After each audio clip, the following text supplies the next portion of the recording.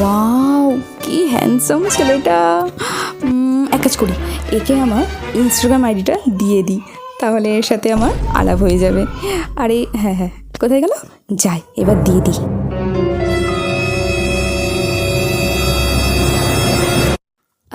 Excuse me, এটা আমার Instagram ID, please একটু ফলো করে দিবেন। Instagram ID?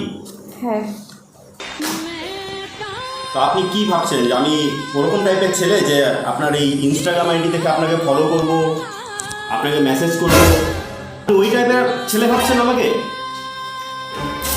এই ধরুন আপনার ইনস্টাগ্রাম আইডি, আমার এখানে আসাটাই বেকার হয়েছে।